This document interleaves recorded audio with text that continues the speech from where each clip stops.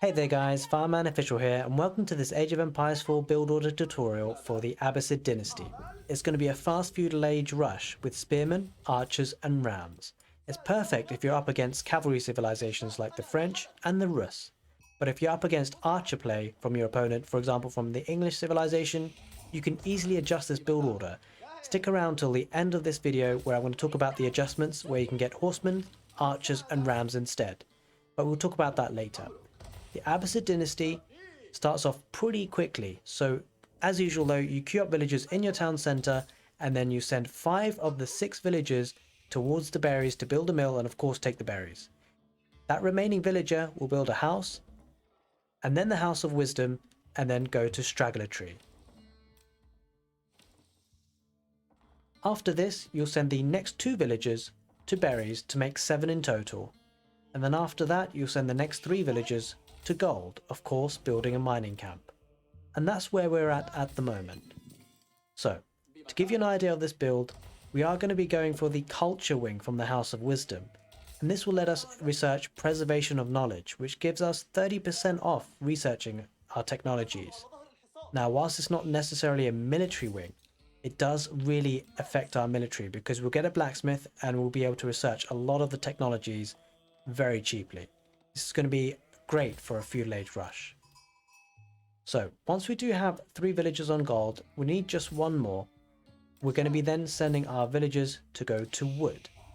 We'll be sending 11 villagers onto wood to make 12 in total. Make sure, of course, I didn't mention it before, but you want to keep your scout active. Get as many sheep as possible. You're not going to be taking the sheep at this stage, but you will later on in the game. So it's important you get as many sheep as possible.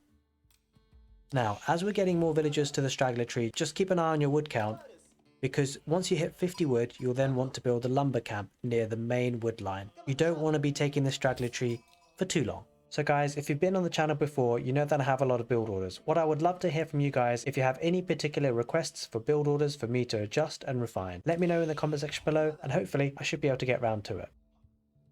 Once you're approaching 200 gold, just keep an eye on your food count because you will want to force drop off food and then click the culture wing to get up to the next stage.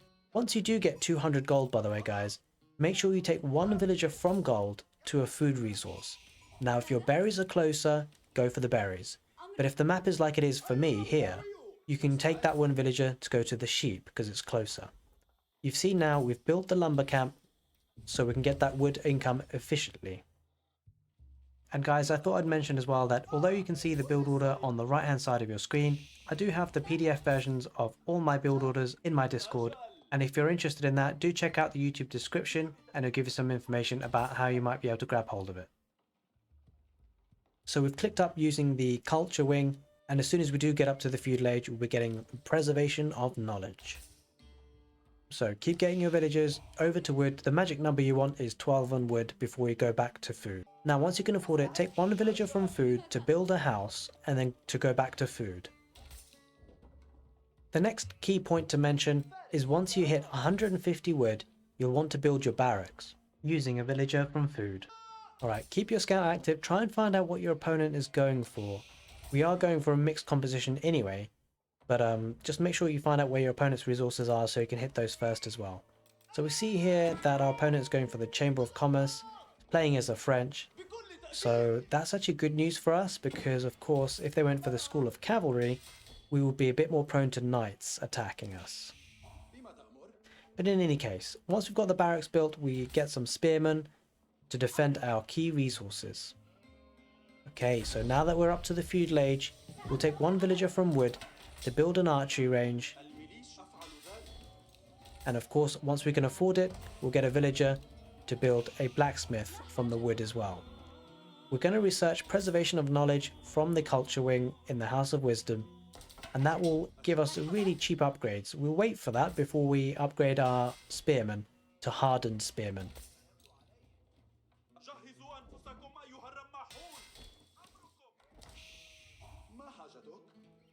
Okay, as you can see, we've got 2 spearmen on our gold, protecting that gold income.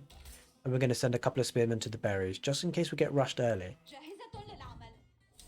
Although it's very unlikely here because our opponent went for the Chamber of Commerce. But this is built for if really your opponent's going to go for the School of Cavalry, which they usually do. So the archer range is down, and now, as you can see, we're getting our archers out. And we have to build a house as well, of course, using a villager on the wood. So the magic number, by the way, was 12 on wood before you start to go to food. Once you hit 12 on wood, just send all your new villagers over to food. Okay. So we're getting plenty of spearmen out, and soon enough we'll be getting our blacksmith. So preservation of knowledge has been researched, so we're going to queue up the technology for hardened spearmen from the barracks. And here we are. Here comes the blacksmith. So we can probably actually go forward around about now. We're not facing too much pressure, and we're looking good in terms of food and gold income and wood. So the next steps are to move forward with your army to apply some pressure.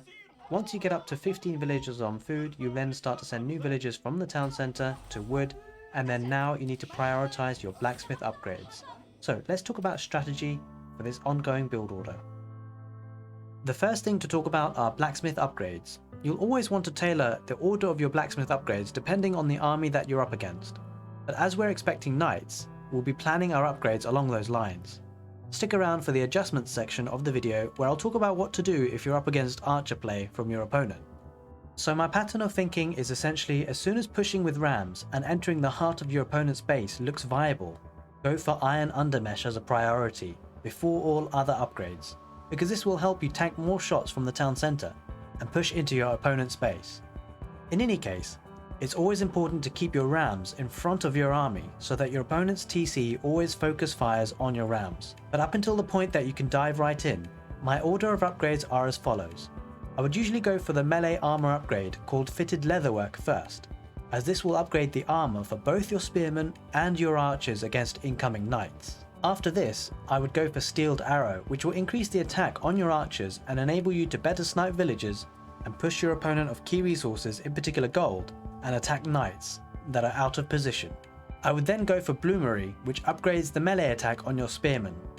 Just for some further elaboration, if you find that you don't quite have the numbers for the ram push, you'll still want to be moving your army around to deny key resources, and Steeled Arrow will enable you to attack villagers from afar. Make sure you target your opponent's gold income because that's going to be crucial for their knights. If you can find that they're taking deer or even their berries, try and harass those as well. Once your villager count starts to rise, you might be seeing yourself accumulate resources. If this happens, make sure you research economic upgrades as well as even consider dropping another barracks or archery range. It's usually enough though to have one archery range and one barracks constantly pumping units. And so you might find yourself better placed to start making the rams for that strong feudal push. Okay, so now it's time to talk about adaptations. If you're up against archer play from your opponent, with this build order you can easily change it to a horseman, archer and ram rush with two very simple steps. Number 1, instead of building the barracks in Dark Age, wait until Feudal Age and build a stable instead. Number 2, instead of using wood villagers to build the production buildings, use the villagers that are on food instead. And then you're done. You'll be able to move out with horsemen, archers and then eventually push with rams. But bearing this in mind, you need to adapt in terms of which blacksmith upgrades you'll get first. Coming up against archer play from your opponent, I would definitely go for iron undermesh first, followed by Steeled Arrow and then Bloomery. As you can see, this adaptation is super easy and that's why I'm really proud of this build order. Now, the very last thing I want to talk about is what if you're up against the Mongol civilization. Now, the Mongols can be actually pretty versatile. What you might find is that they come in quite heavy with early horsemen. So you have to be a bit careful with this if this happens. But the good thing about the build order is that as soon as you've clicked the culture wing to get up to the next stage, you will be putting down your barracks for spearmen. So that spearman will be hugely important to defend yourself against the early horseman rush. The plan still goes ahead, you just need to build up some numbers and really start pushing forward. What you might find though is that civilizations like the Mongols that have great mobility might be harassing your base. My main recommendation to you is don't get pigeonholed and don't get stuck at home. Make sure you get plenty of spearmen and archers and push forward because that's really what you want to do with this build. If you need to, and what I usually do against the Mongols, is I wall up portions of the base to make sure it's tightly knit and so that my key resources being food and wood are protected by the TC radius as much as possible. The walls will also keep the horsemen out hopefully from your base. The very last thing, and probably the most important thing when you're facing the Mongols, is your scouting. The Mongols can be really versatile, so do check around your opponent's base, especially around their ovu, just in case they've put down a stable.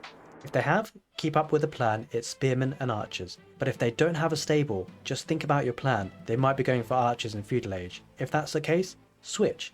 Don't put down the barracks, but in feudal age, get down your stable or your army composition of horsemen and archers. So I really hope you enjoyed this video, and if you did, consider giving the video a thumbs up, subscribing to the channel and hitting the notification bell, especially if you'd like to see more Age of Empires 4 content, ranging from build orders, beginner's guides, in-depth game mechanics analysis, and online competitive gameplay. If you'd like to see the full playlist of build orders that I have on the channel, click the right hand card screen now. Or perhaps you might like to see a longbowman rush for the English civilization, click the left hand card screen for that video now. Take care guys, and see you next time.